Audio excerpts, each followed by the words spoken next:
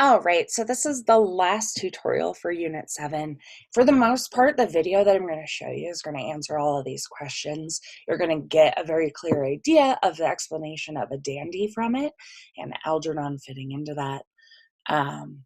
And then you really have to evaluate Part B on your own, but you're going to get a lot of information on how to do that from this video. So I'm just going to play the video. I don't really have much to say and I'm losing my voice. So once the video is done, I'll wrap up and that'll be it for this one.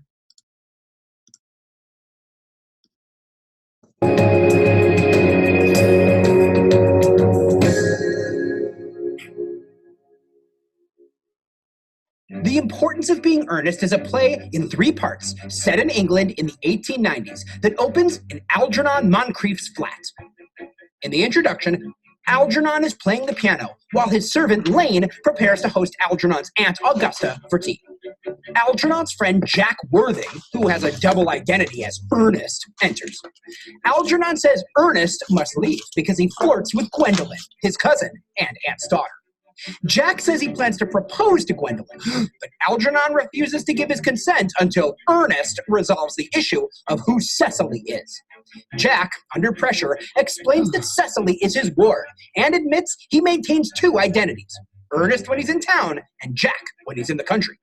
Worthing's dual identity parallels Algernon's habit of using his imaginary invalid friend Bunbury as an excuse to avoid social obligations. Lady Bracknell, Algernon's Aunt Augusta, and her daughter Gwendolyn arrive. In the rising action, once Ernest and Gwendolyn are alone, Ernest proposes. Gwendolyn accepts. When Lady Bracknell returns, she quizzes Jack to determine his suitability as a husband. Realizing he was adopted as a baby and has no direct family, Lady Bracknell rejects the so-called Ernest. Later, Jack's ward, Cecily, is studying with her governess, Miss Prism, at Jack's country home. When Cecily is alone, Algernon arrives, pretending to be Jack's brother Ernest. The 2 flirt. When Jack Worthing arrives, he says his brother Ernest has died and asks Dr. Chasuble to christen him. But Cecily comes out of the house and informs Jack that his brother is there. When Jack says he doesn't have a brother, Cecily returns with Ernest. Jack agrees to change his mourning clothes to get Algernon to leave. When he does, Cecily returns and Ernest proposes. Cecily accepts and informs him they've already been engaged for months and that she decided this without having met him. She also informs him she's always had a dream of marrying someone named Ernest. Both men now plan to be rechristened as Ernest. Gwendolyn enters. The 2 women discover they are both engaged to marry Ernest Worthing and argue until the men return. The women are offended to learn they've been lied to, and neither is engaged to a man named Ernest. They storm off into the house angrily. When the 2 men are left alone to try to come up with a plan to save their engagements, the men try to explain themselves. Lady Bracknell re-enters. When she learns Cecily is wealthy, she approves of the marriage to Algernon, but Jack withholds his consent. Lady Bracknell recognizes the name Miss Prism amidst the hubbub.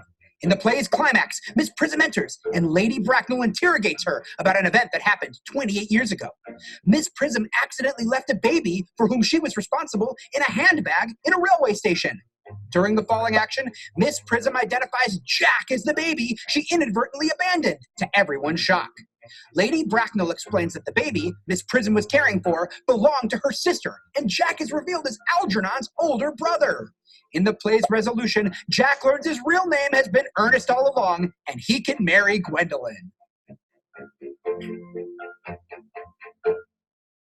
There are 5 characters central to the funny, intricately woven plot of The Importance of Being Earnest. The first is Jack Worthing. Jack's background provides the play with its mystery and plot conflicts, which start and end with his name. Jack leads a double life. He goes by the name of Ernest when he's in town, and by Jack when he's in the country. Although he thinks he's invented Ernest, at the end of the play, he learns that Ernest is actually his real name. Jack's character is rife with contradictions. Jack is, by his own account, habitually dishonest. He even apologizes for telling the truth. On the other hand, he takes his country responsibilities seriously, including his guardianship of Cecily. He is enraged at Algernon's deceptions when it comes to courting Cecily, but seemingly forgets he's done the same thing. Algernon Moncrief is a privileged idler and a dandy, a young upper-class man who lives for pleasure, does not work, and moves from one social venue to another. He's also clever and inventive, having created an imaginary sick friend named Bunbury, whom he uses as an excuse to avoid unpleasant or unwanted social obligations. Algernon mocks social conventions, but ends up falling in love at first sight with Cecily Cardew. Algernon's actions drive the plot. It is Algy who listens in on Jack telling Gwendolyn where he lives and shows up there. It is Algy who pretends to be Ernest so he can meet and court Jack's ward, Cecily. Gwendolyn Fairfax is a shallow and conventional young woman, a well-indoctrinated product of conventional upper-class Victorian society. Gwendolyn seems sure of herself and sure of what she wants in life, sometimes in comic fashion. She wants love, but is obsessed with the idea of marrying someone named Ernest. Wooed by Jack, who uses the name Ernest, she appears smart and sophisticated, but only superficially. Cecily Cardew is the granddaughter of Thomas Cardew, who adopted Jack. She is quite sheltered, having spent her life in the country rather than in the city, and is chafing under Jack's rules and Miss Prism's tutelage. She's so obsessed with the idea of bad boy Ernest, Jack's fictional brother, that when Algernon, playing said brother, says he loves her and wants to marry her, Cecily reveals that they've already been engaged for 3 months. She's created an elaborate fantasy solely based on Jack's accounts. And like Gwendolyn, she's fixated on being in love with a man named Ernest. Lady Bracknell is the voice of authority and speaks with all the haughty self-righteousness of the conventional Victorian upper-class matron. An expert at social interactions, she is brash, interfering, greedy, and snobbishly conservative. She expects to be served and obeyed, and she is. One of her primary interests is to secure a suitable, meaning rich and well-connected, husband for her daughter Gwendolyn. A handbag, the act of christening, and the imaginary character Bunbury are the standout symbols in the uproariously funny play, The Importance of Being Earnest. The handbag Miss Prism accidentally abandoned at the railway station years ago is the only physical symbol of the play, and it appears only at the very end. There is a long tradition in myths and fairy tales of babies who are meant for greatness who are intentionally abandoned. Some of these babies are even abandoned in containers that take on symbolic significance, like the biblical Moses in the basket. The handbag is a parody of this tradition. Baby Ernest is not abandoned because of a prophecy or because of some threat to his existence, but because his nurse, Miss Prism, is distracted. This handbag therefore parodies the importance or significance of one's circumstances. There's not an actual christening in this play. Instead, once the young women indicate how important the name Ernest is to them, christening is continually referenced, and it carries considerable symbolic weight as a rite important in Christianity. As children are named and baptized, they are welcomed as members of the Christian community. In this play, christening is part of the satire of social conventions. Algernon and Jack both plan to have themselves christened to rename themselves. Jack and Algernon's desire to be renamed has nothing to do with them joining a religious community, but with joining the social community of marriage. Through this symbol, the play mocks the practices of religious rituals by drawing parallels with romance-centered social rituals. Bunbury is Algernon's imaginary friend, referred to as an invalid, which is an outdated and inappropriate term today.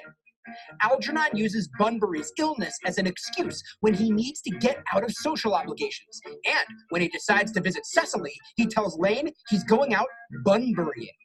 This device is parallel to Jack's use of the double identity of Jack and Ernest, which he uses to carve out blocks of free time from such obligations. Bunbury does not exist physically, but becomes a verbal symbol, representing the act of telling small, useful lies as a way of navigating one's way through or out of social conventions. Social conventions, love, language, and reversal are the most important themes in Oscar Wilde's iconic play, The Importance of Being Earnest. The play satirizes social conventions about class, relationships, acceptable behavior, and art. At times, the satire is broad, as in Act 3, when Lady Bracknell suddenly realizes Cecily has extremely solid qualities as soon as she learns the girl has a considerable fortune. Lady Bracknell's remark mocks the way people's opinions of character can change once they learn someone is rich. At other times, the satire of social convention is more subtle, like when Jack says, "Some ants are tall, some ants are not tall. That is a matter that surely an ant may be allowed to decide for herself." The joke satirizes the social convention of free choice. The plot of this play challenges the social convention that people choose freely in love or other matters. Love, or the desire for it, drives many of the play's characters. And while love may be central to Oscar Wilde's universe, he presents a version that is shallow and superficial. Wilde's characters fall in love based on hearsay and shallowness, often based on wealth or physical attractiveness alone. Structurally, the play is a romantic comedy. One couple, Jack and Gwendolyn, who are already in love, must overcome obstacles to their marriage, while another couple, Algernon and Cecily, meet, fall in love, and then overcome obstacles to their marriage.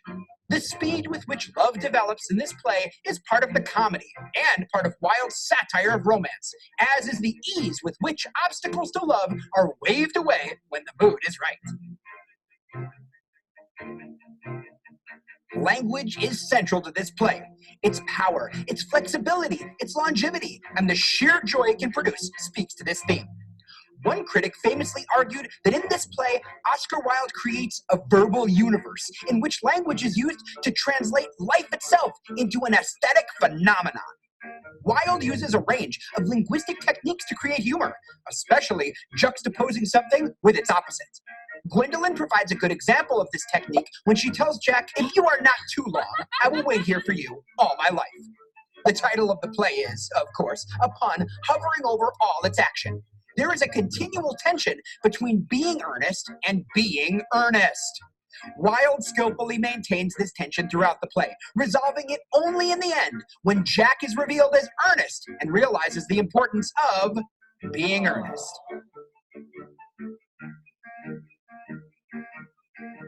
Finally, the importance of being earnest uses the principle of reversal to satirize Victorian conventions. Nearly all of the main characters express ideals that reverse both social norms and common sense by expressing these ideals as if they were widely known truths. Characters change opinions. Algernon dismisses marriage but wants to marry Cecily. Names, Algernon to Ernest, Jack to Ernest. Personal histories and families, Jack gains an entire family, and even core beliefs. These reversals create logical paradoxes that come with the territory of madcap love, lust, and courtship.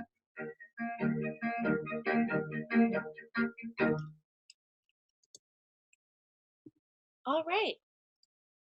Hopefully you found that helpful. I think it definitely explains Algernon, like describes it. I think it even showed it on the screen. And then you just get some idea, like this is your opinion. So you're just trying to say like, is it a critique of Victorian society? So just think about like all of the descriptions of the different characters and how they behave and like what aspects of Victorian society that they are meant to represent. And then you can get a couple of different ideas and decide if it's true or false. So hopefully you understand the Victorian drama lesson activity for Unit 7. And the study guide for the test will be posted in Google Classroom.